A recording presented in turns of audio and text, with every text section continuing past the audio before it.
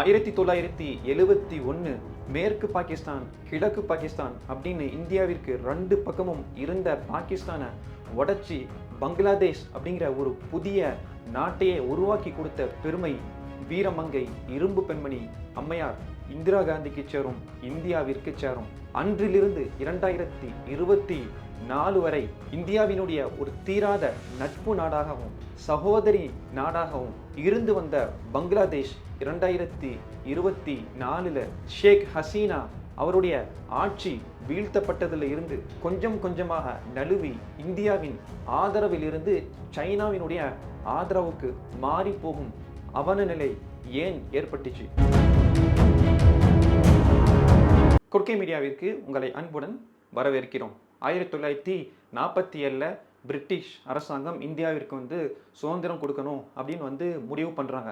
அப்போ பிரிட்டிஷனுடைய பிரைம் மினிஸ்டராக இருந்த அட்லி என்ன செய்கிறாரு, இந்தியாவினுடைய வைசராயா இருந்த வேவல் அவருடைய தலைமையில் 3 நாடாக பிரிக்கலாம் அப்படின்னு திட்டத்தை போடுறாங்க. சென்ட்ரல் பகுதி நடுப்பகுதியாக இருக்கக்கூடிய இந்தியா ஒரு நாடாகவும், பாகிஸ்தான் மேலே இருக்கக்கூடிய பாகிஸ்தான் ஒரு தனி நாடாகவும், கிழக்கில் இருக்கக்கூடிய பங்களாதேஷ் மற்றும் 7 சிஸ்டர்ஸ் அப்படின்னு சொல்லக்கூடிய அஸ்ஸாம், மிசோரம், மணிப்பூர், நாகாலாந்து இந்த மாதிரி மாநிலங்கள் எல்லாம் சேர்ந்து பங்களாதேஷோட அதை தனி நாடாக பிரித்து விட்டுருவோம் அப்படின்னு 3 நாடாக பிரிக்கலாம் அப்படின்னு திட்டத்தை போடுறாங்க. அதை நோக்கி தான் செயல்படுறாங்க. ஆனால் அது காலப்போக்கில் சரியான முறையில் வெற்றி கொடுக்கையில் அது கடுமையான முறையில் என்ன செய்கிறாங்க, இந்தியாவில் இருக்கக்கூடிய காங்கிரஸ் கட்சியும் முஸ்லீம் லீகும் எதிர்த்துட்டு இருக்கிறாங்க. அது வெற்றி கூட இல்லை. அதற்கு பின்னாடி என்ன செய்கிறாரு, அதே பிரிட்டிஷ் பிரைம் மினிஸ்டர் வேற ஒரு வைசராயை தேர்ந்தெடுக்கிறாரு. அவர் தான் மவுண்ட் பேட்டன் சொல்லக்கூடிய வைசராய். அந்த மவுண்ட் பேட்டன் தலைமையில் தான் இப்போ இருக்கக்கூடிய இந்தியாவும் பாகிஸ்தானும் பிரிக்கப்படுது. எல்லையோரத்தில் இருக்கக்கூடிய பெரும்பான்மையாக இஸ்லாமியர்கள் எங்கே வாழ்கிறாங்களோ அது அப்படி அந்த நிலப்பரப்பை தனியாக பாகிஸ்தான் அப்படின்னு அறிவிச்சிடுறாங்க. அது மட்டும் இல்லாமல் பங்களாதேஷ் பகுதியிலையும் மிகப்பெரிய ஜனத்தொகையில் இஸ்லாமியர்கள் வாழ்கிறாங்க. அப்போ அதையும் பாகிஸ்தானோடு இணைச்சிடுறாங்க.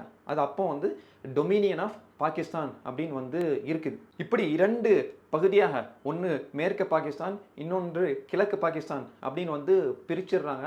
இன ரீதியான மக்களாக பார்த்தோம் அப்படின்னா அவர்கள் பெரும்பான்மையாக உருது பேசக்கூடிய இன மக்களாக இருக்கிறாங்க. இவர்கள் வங்காள மொழியை பேசக்கூடிய இன மக்களாக இருக்கிறாங்க. அது மட்டும் இல்லாமல் நிலப்பரப்பும் கிட்டத்தட்ட 1600 கிலோமீட்டர் டிஸ்டன்ஸ் இருக்குது. நடுவில் இந்தியா இருக்குது. வேற ஒரு நிலப்பரப்பில் இருந்து இன்னொரு நிலப்பரப்பை ஆண்டு வர்றாங்க. மேற்கு பாகிஸ்தானில் இருக்கக்கூடிய அந்த உருது மொழி தான் ஆட்சி மொழியாக இருக்கணும் அப்படின்னு அந்த உருது மொழியை கிழக்கு பாகிஸ்தான பங்களாதேஷில் இருக்கக்கூடிய அந்த மக்கள் மீது ஆதிக்கம் செலுத்துகிறாங்க. இப்படி காலம் காலமாக பிரச்சனை இருந்துட்டு வருது. இறுதியாக 1971 ஷேக் முஜிபுர் ரஹ்மான் கிழக்கு பாகிஸ்தானுடைய ஆட்சியாளராக இருக்கிறாரு. அவருடைய தலைமையில் என்ன செய்கிறாங்க, இதுக்கு மேலே எங்களால் பொறுக்க முடியாது அப்படின்னு பங்களாதேஷ் தனி ஒரு நாடு அப்படின்னு அறிவிச்சிடுறாரு. இதை தொடர்ந்து என்ன செய்கிறாங்க, மேற்கு பாகிஸ்தானில் இருக்கக்கூடிய ஆட்சியாளர்கள் இந்த ஷேக் முஜிபுர் ரஹ்மானை அரெஸ்ட் பண்ணுறாங்க. இது எப்போ நடக்குது அப்படின்னா மார்ச் 26, 1971 நடக்குது. மார்ச் 27 அதே 1971 மேஜர் ஜியாவுர் ரஹ்மான் என்ன செய்கிறாரு, திரும்ப அவர் அறிவிக்கிறார், முஜிபுர் ரஹ்மானுக்கு பகரமாக அவர் கைது செய்யப்பட்டுட்டாரு, ஆனால் இதை நாங்கள் விடமாட்டோம். அவர் அறிவிக்கிறார், பங்களாதேஷ் ஒரு தனி நாடு அப்படின்னு அறிவிக்கிறார். இதுக்கப்புறம் மிகப்பெரிய ஒரு போரை தொடுக்கிறாங்க மேற்கு பாகிஸ்தான். ஆப்ரேஷன் சர்ச் லைட் அப்படின்னு சொல்லக்கூடிய ஒரு ஆப்ரேஷனை, ஒரு போரை தொடங்குறாங்க.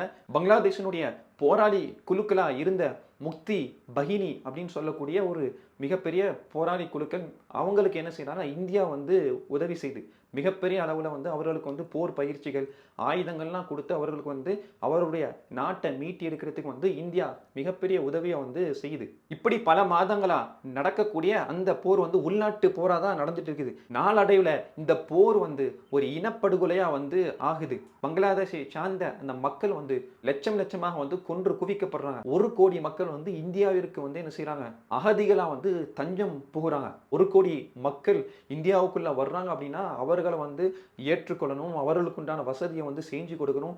மிகப்பெரிய ஒரு பொருளாதார நெருக்கடிக்கு வந்து இந்தியா வந்து தள்ளப்படுது. அப்போ தான் என்ன செய்கிறாங்க, அம்மையார் இந்திரா காந்தி ஸ்ட்ராங்கான ஒரு முடிவை வந்து எடுக்கிறாங்க. இப்படி 1 கோடி மக்கள் ஏற்கனவே வந்து வந்துட்டாங்க, இன்னும் எத்தனை கோடி மக்கள் வந்து வருவாங்கன்னு தெரியல, அவர்களை வந்து நம்ம ஏற்றுக்கொள்ளணும், அவர்களுக்கு உண்டான எல்லாம் அரேஞ்ச் பண்ணி கொடுக்கணும். அப்படின்னா மிகப்பெரிய ஒரு பொருளாதாரத்தை வந்து அவர்களுக்காக நம்ம செலவழிக்கணும்.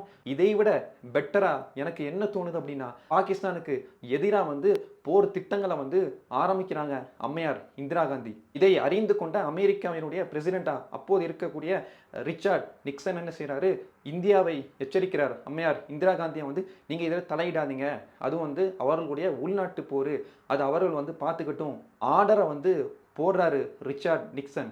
அதை முற்றிலுமாக மறுத்துவிட்டு இந்தியாவினுடைய உரிமையை இந்தியர்கள் என்ன முடிவெடுக்கணும் அப்படின்னு 4000 மைலுக்கு அப்பால் இருக்கக்கூடிய ஒருவர் வந்து நமக்கு ஆர்டர் போடுறத எங்களால் ஏற்றுக்கொள்ள முடியாது அப்படின்னு வந்து திட்டவட்டமாக சொல்கிறாங்க அம்மையார் இந்திரா காந்தி. இப்படி இறுதியா எப்படி வந்து இந்தியா வந்து நம்ம மேலே வந்து போர் தொடுக்க போகிறாங்க அப்படிங்கிற உளவு தகவலை தெரிஞ்சு கொண்ட பாகிஸ்தான் என்ன செய்கிறாங்க, ப்ரீஎம்டிவ் தாக்குதலா இதை வந்து நம்ம வந்து முறியடிக்கணும் அப்படின்னு வந்து பாகிஸ்தான் முதலா தாக்குதலை இந்தியாவினுடைய 8 இராணுவ தளங்கள் மேலே நடத்துகிறாங்க பாகிஸ்தான். அதில் வந்து நூற்றுக்கணக்கான இராணுவ வீரர்கள் வந்து கொல்லப்படுறாங்க. பல வகையான ஃபைட்டர் ஜெட்டு போர் விமானங்கள் வந்து சேதப்படுது. கடுமையான சினம் கொண்ட அம்மையார் இந்திரா காந்தி அடுத்த நாள் காலையிலேயே வந்து அறிவிக்கிறாங்க, பாகிஸ்தான் நம் மீது தாக்குதலை நடத்தியுள்ளது, இதுதான் சரியான தருணம் அப்படின்னு போரை வந்து அறிவிக்கிறாங்க. அறிவிச்சு 2 பக்கமும் மேற்கு பாகிஸ்தானில் ஜம்மு அண்ட் காஷ்மீர் பகுதிகள், ராஜஸ்தான் பகுதிகள், குஜராத் பகுதிகள், பஞ்சாப் பகுதிகள் அப்படின்னு 4 பகுதிகளில் வந்து மிகப்பெரிய ஊடுருவலை பாகிஸ்தானுக்கு உள்ளக்க போய் அவர்களை வந்து நம்ம அடிக்கணும். அது மட்டும் நம்ம கிழக்கு பாகிஸ்தான்லையும் இந்தியாவினுடைய படை வந்து இறங்குது. அதற்கு ஆதரவாக யார் வரானா, ஏற்கனவே வந்து பங்களாதேஷில் போராடிட்டு இருக்கக்கூடிய முக்தி பகினி ஆயுதம் ஏந்திய போராளிகளும் வந்து வர்றாங்க. அவர்களுக்கு வந்து ஏற்கனவே வந்து இந்தியா வந்து கொரில்லா வார்ஃபேர் அந்த போர் தந்திரங்கள்லாம் வந்து இந்தியா தான் வந்து ட்ரைனிங் கொடுத்து வந்து வச்சிருக்குது. கிட்டத்தட்ட 13 நாள் இந்த போர் வந்து நீடிக்குது. இந்தியாவினுடைய கை வந்து ஓங்குது. இறுதியா 93,000 பாகிஸ்தானுடைய இராணுவ வீரர்கள் சரண்டர் ஆகுறாங்க. பிரிசன் ஆஃப் வார் அப்படின்னு சொல்லக்கூடிய போர் கைதிகளாக வந்து பிடிக்கப்படுறாங்க. இப்படி மிகப்பெரிய ஒரு வெற்றியை வந்து இந்தியா அன்னைக்கு வந்து அடையுது. பங்களாதேஷை தனி ஒரு நாடா வந்து பிரகடனப்படுத்துறாங்க. இப்படியான மிகப்பெரிய ஒரு போரை நடத்தி 93,000 பாகிஸ்தானிய இராணுவ வீரர்களை அடிப்பணிய வச்சு பங்களாதேஷ் அப்படிங்கிற ஒரு நாட்டையே உருவாக்கி கொடுத்த பெருமை இந்தியாவிற்கு சேரும், அம்மையார் இந்திரா காந்திக்கு சேரும். அதிலிருந்து இந்தியாவினுடைய தீராத ஒரு நட்பு நாடா பங்களாதேஷ் இருந்து வருது. ஷேக் முஜிபுர் ரஹ்மான் அவருடைய ஆட்சியாளராக வந்து இருக்கிறாரு. அதுக்கு பின்னாடி அவருடைய மகளாராக இருக்கக்கூடிய ஷேக் ஹசீனா கிட்டத்தட்ட 20 வருஷம் 2024 வரைக்கும் அதனுடைய பங்களாதேஷினுடைய ஆட்சியாளராக வந்து இருந்து வர்றாங்க. இறுதியா நவம்பர் 2024 பார்த்தோம் அப்படின்னா மிகப்பெரிய ஒரு போராட்டம் வந்து வெடிக்குது ஷேக் ஹசீனா அவர்களுடைய ஆட்சிக்கு எதிராக. ஏன்னா வந்து வெளிநாட்டிலேருந்து பெறக்கூடிய அந்த அமௌண்ட்டுகளை வந்து வேறு வழியில் வந்து செலவழிக்கிறாங்க, ஊழல் குற்றச்சாட்டு வந்து வைக்கிறாங்க. அது மட்டும் இல்லாமல் முன்னாள் இராணுவ வீரர்களுடைய மக்கள்கள் இருப்பாங்க, டிசெண்டன்ஸ் வழித்தோன்றர்கள் வந்து இருப்பாங்க.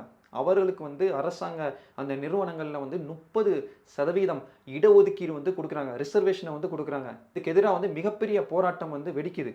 ஷேக் ஹசீனா அவருடைய அரசாங்கம் வந்து இந்த போராட்டக்காரர்களை வந்து ஒடுக்குறாங்க. இதில் பல சம்பவங்கள் நடக்குது, பல இளைஞர்களை வந்து உயிரை விடுறாங்க. மக்களுடைய அந்த போராட்டத்தை கட்டுப்படுத்த முடியாமல் இனிமேல் நம்மளால் ஆட்சி செய்ய முடியாது அப்படின்னு ஆட்சியை இழந்துட்டு இந்தியாவிற்கு வந்து தஞ்சம் புகுறாங்க ஷேக் ஹசீனா. அதற்கு பின்னாடி அதே அவாமி லீக் அப்படிங்கிற அந்த கட்சியில் இருக்கக்கூடிய சீஃப் அட்வைசராக இருந்த முகமது யூனுஸ் வந்து பங்களாதேஷனுடைய ஆட்சியாளராக வர்றாங்க. மக்கள் அவரை வந்து அங்கீகரிக்கிறாங்க. அவருடைய ஆட்சி தான் வந்து இப்போ நடந்துட்டு இருக்குது. இப்படி ஷேக் ஹசீனா அவருடைய ஆட்சி வீழ்த்தப்பட்டதில் இருந்து இந்தியாவினுடைய ஆதரவா நட்பு நாடா இது நாள் வரைக்கும் இருந்து வந்த அந்த குடும்பம் சைனாவினுடைய ஆதரவை நோக்கி போயிட்டு இருக்கிறாங்க. இதை ஏதோ வந்து கற்பனை கதையாக ஒரு கட்டுக்கதையாக வந்து நம்ம சொல்லல, ஆதாரப்பூர்வமாக வந்து பங்களாதேஷனுடைய இராணுவம் வெளியிட்டிருக்கக்கூடிய விஷயம்லாம் வந்து ட்விட்டர்லேயே வந்து பதிவு செய்கிறாங்க. பங்களாதேஷனுடைய ஆட்சி வந்து ஒவ்வொரு நாளும் என்ன நடந்துட்டு இருக்குது அப்படின்னு வந்து தெளிவாக வந்து செய்திகளில் வந்து நம்ம வந்து பார்த்துட்டு இருக்கோம். அப்போ பங்களாதேஷனுடைய இராணுவம் ஒரு மெசேஜை வந்து போடுறாங்க, after removal of Hasina it's time to remove her masters from this region too. ஹசீனாவை வந்து ரிமூவ் பண்ணதுக்கப்புறம், வெளியேற்றினதுக்கப்புறம் அவருடைய மாஸ்டர் யாரை குறிப்பிடுறாங்க? இந்தியாவை வந்து குறிப்பிடுறாங்க. இந்த இந்தியாவினுடைய அந்த இன்ஃப்ளூயன்ஸை, அந்த பவரையும் வந்து பங்களாதேஷ் நிலப்பரப்பில் இருந்து நம்ம வந்து அகற்றணும் அப்படின்னு சொல்லிட்டு ஒரு மேப்பை வந்து வெளியிடுறாங்க. 3 state solution suggested by British PM Attlee would have saved fighting many wars அப்படின்னு வந்து அறிவிக்கிறாங்க. ஏற்கனவே வந்து நம்ம முன்னாடி பார்த்தோம். முதலாக பிரிட்டிஷ் பிரைம் மினிஸ்டர் அட்லி வந்து ஃபர்ஸ்ட் வைசரையா இருந்த வேவல் மூலமா என்ன செஞ்சாரு? 3 ஸ்டேட் சொல்யூஷனை வந்து கொடுத்தாரு. பாகிஸ்தான் அது ஒரு தனி நாடு, இந்தியா நடுவில் இருக்கக்கூடிய அது வந்து ஒரு தனி நாடு, பங்களாதேஷ் 7 சிஸ்டர்ஸ் இருக்கக்கூடிய அந்த மாநிலங்கள்லாம் வந்து தனி நாடு அப்படின்னு வந்து 3 ஸ்டேட் சொல்யூஷனை வந்து கொடுத்தாரு. அதை மேற்கோள் காட்டி அதுதான் வந்து சரியான தீர்வு அப்படின்னு வந்து ஒரு புது வகையான மேப்பையும் வந்து வெளியிடுறாங்க. சரி, இது ஏதோ வந்து ஒரு பைத்தியக்காரத்தனமாக வந்து ஒரு உள்நாட்டில் வந்து அரசியல் பண்ணுறதுக்காக இந்த மாதிரி செய்யலாம் அப்படின்னு வந்து நம்ம வந்து கடந்து போயிடலாம். ஆனால் கடந்து போக முடியாத அளவுக்கு என்ன செய்கிறாங்க? அதுக்கு ஆதரவாக சைனாவிலிருந்து பல ட்வீட் வந்து வருது. அதை மேற்கோள் காட்டி என்ன செய்கிறாரு? Every leader wants to develop his country. If I am the Yunus I would think this way அப்படின்னு. இஃப் யூனுஸா வந்து பங்களாதேஷனுடைய ஆட்சியாளராக நான் இருந்தால் எப்படி திங்க் பண்ணுவேன் அப்படின்னு வந்து சைனாவில் இருக்கக்கூடிய ஒருவர் வந்து அவருடைய பதிவை வந்து செய்கிறாரு. ஒன்று வந்து டெரிட்டோரியல் எக்ஸ்பேன்ஷன். இப்போது இருக்கக்கூடிய பங்களாதேஷ் தன் நிலப்பரப்பை வந்து அதிகப்படுத்திக்கணும் அப்படின்னு வந்து மியான்மரில் ஒரு பகுதியையும், இந்தியாவினுடைய பல பகுதிகள் எய்தர் வெஸ்ட் பெங்கால் அல்லது வந்து 7 சிஸ்டர்ஸ் 7 மாகாணங்கள் இருக்குது, அதையும் வந்து இணைச்சிக்கணும் அப்படிங்கிற ஒரு பதிவு வந்து போடுறாரு. அப்படி இல்லை அப்படின்னா 2வது பகுதியாக வந்து அதிகப்படியான இண்டஸ்ட்ரீஸை, தொழில்நுட்பத்தை, உருவாக்கத்தை, மேனுஃபேக்சரிங் யூனிட்டை வந்து கொண்டு வரணும். இது வந்து 2வது option. First option territorial expansion வந்து இப்போ வந்து பாசிபிள் இல்லை அப்படின்னா 2வதுல வந்து கவனம் செலுத்தணும் அப்படின்னு வந்து ஒரு பொறி வச்ச மாதிரி ஒரு பதிவு வந்து இடுறாங்க சைனாவினுடைய ஆதரவாளர்கள். சரி, இது ஏதோ வந்து எக்ஸ் தளத்தில் வந்து சண்டை போடுறாங்க, சோஷியல் மீடியாவில் வந்து சண்டை போட்டுருக்குறாங்க, அவர்களுடைய ஆசையை வந்து வெளிப்படுத்துகிறாங்க அப்படின்னு வந்து கடந்து போக முடியாத அளவுக்கு பங்களாதேஷனுடைய ஆட்சியாளர்கள் என்ன செய்கிறாங்க அப்படின்னா இந்தியாவிலிருந்து தான் பருத்திய காட்டனை வந்து இறக்குமதி வந்து பண்ணுறாங்க. அங்கே மிகப்பெரிய அளவில் அந்த பனியன்கள், காட்டன் ஷர்ட்டுகள் வந்து மிகப்பெரிய அளவில் வந்து அங்கேருந்து என்ன செய்கிறாங்க? உற்பத்தி பண்ணி எல்லா நாடுகளுக்கும் வந்து அனுப்பிட்டு இருக்கிறாங்க அப்படின்னு வந்து நமக்கு தெரியும். அப்படி இந்தியா ஏற்றுமதி பண்ணக்கூடிய அந்த பருத்தி காட்டன்களுக்கு வந்து மிகப்பெரிய அளவுக்கு வந்து டேரிஃபை வந்து போடுறாங்க, டேக்ஸை வந்து போடுறாங்க, பல வகையான ரெஸ்ட்ரிக்ஷனை, பொருளாதார கட்டுப்பாடுகளை வந்து போடுறாங்க. இந்தியாவும் வந்து அதுக்கு பதிலாக என்ன செய்கிறாங்க? அங்கேருந்து இறக்குமதி செய்யக்கூடிய பல பொருட்களுக்கு வந்து வரி விதிப்பு செய்கிறாங்க. அவர்களுக்கு வந்து பல வகையான பல கோடிகளை வந்து நட்டத்தை வந்து கொண்டு வர்றாங்க இந்தியாவும். பங்களாதேஷுக்கு வந்து தெரியாமல் இல்லை, இந்தியாவிற்கு எதிராக, இந்தியாவிலிருந்து இறக்குமதி செய்யக்கூடிய அந்த பொருட்களுக்கு எதிராக நம்ம வந்து வரி விதிப்பை வந்து அதிகப்படுத்துகிறோம், பல நெருக்கடிகளை வந்து கொடுக்குறோம் அப்படின்னா இந்தியாவும் வந்து மிகப்பெரிய ஒரு நாடாக இருக்குது, பொருளாதாரம் வலிமை மிகுந்த நாடாக இருக்குது, அதுவும் வந்து நமக்கு எதிராக வந்து பல நடவடிக்கைகளை எடுப்பாங்க அப்படின்னு வந்து தெரியாமல் வந்து பங்களாதேஷனுடைய ஆட்சியாளர்கள் இல்லை. அப்போ என்ன நோக்கம் அப்படின்னு வந்து இதில் இருந்து அரசியல் வல்லுநர்கள், ஜியோ பாலிட்டிக்ஸில் இருக்கக்கூடிய வல்லுநர்கள் என்ன சொல்கிறாங்க அப்படின்னா, படிப்படியாக இந்தியாவினுடைய அந்த வர்த்தகத்தை குறைச்சிட்டு சைனாவினுடைய ஆதரவாக இந்தியாவிலிருந்து எதையெல்லாம் வந்து இறக்குமதி பண்ணுறோமோ அதை அத்தனையும் வந்து நிறுத்திட்டு சைனாவிலிருந்து இறக்குமதி பண்ணுறதுக்கு அவர்கள் வந்து பிளானை வந்து ஸ்டார்ட் பண்ணிட்டாங்க. அதற்குண்டான முயற்சிகளை தான் வந்து இப்போ நம்ம வந்து பார்த்துட்டு இருக்கிறோம் அப்படின்னு வந்து சொல்கிறாங்க. இதேதான் ராகுல் காந்தி அன்னைக்கே வந்து எச்சரித்தார். பாகிஸ்தானையும் சைனாவையும் நீங்கள் ஒன்றாக வந்து இணைக்க வச்சிட்டீங்க, உங்களுடைய ஜியோ பாலிட்டிக்ஸ் வெளியுறவுத்துறையை வந்து ஃபெயிலியர் ஆயிடுச்சு, இப்போ அதையும் தாண்டி பங்களாதேஷும் இந்தியாவினுடைய ஆதரவிலிருந்து வெளியேறி சைனாவினுடைய ஆதரவாக வந்து மாறிக்கிட்டு போகிற அவலத்தையும் வந்து நம்மளால் நிதர்சனமாக வந்து பார்த்துட்டு இருக்கிறோம். இப்படிப்பட்ட அச்சுறுத்தல்களை முன் வச்சு தான் என்ன செய்யறாங்க? தொடர்ந்து எதிர்க்கட்சிகள், காங்கிரஸ் கட்சி அதனுடைய எதிர்க்கட்சி தலைவராக இருக்கக்கூடிய திரு ராகுல் காந்தி தொடர்ந்து வந்து குரல் கொடுத்துட்டு வர்றாரு.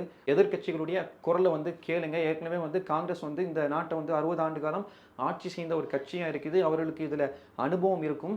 அண்டை நாடாக இருக்கக்கூடிய நம்மளுடைய சகோதரி நாடுகளாக இருக்கக்கூடிய ஒவ்வொரு நாடாக நம்மளுடைய கையை விட்டும் நழுவிட்டு இருக்குது. இது மிகப்பெரிய அச்சுறுத்தலை வந்து நமக்கு வந்து ஃபியூச்சரில் ஏற்படுத்திடும் அப்படிங்கிற ஒரு நல்ல நோக்கத்தில் தான் இந்த அளவுக்கு வந்து குரலை வந்து எதிர்க்கட்சிகள் வந்து கொடுக்குறாங்க. அதை வந்து ஆளும் பாஜக அரசு செவிமடுத்து இந்தியாவினுடைய வெளியுறவுத்துறை கொள்கையை வந்து மாற்றிக்கணும் அப்படிங்கிற கோரிக்கையை தான் வச்சுட்டு இருக்கிறாங்க. அதையே நம்ம வச்சுக்கிட்டு இந்த வீடியோ வந்து நிறைவு செய்கிறோம். மீண்டும் அடுத்த ஒரு நல்ல பதிவில் சந்திப்போம். அதுவரை நன்றி. கொர்க்கை மீ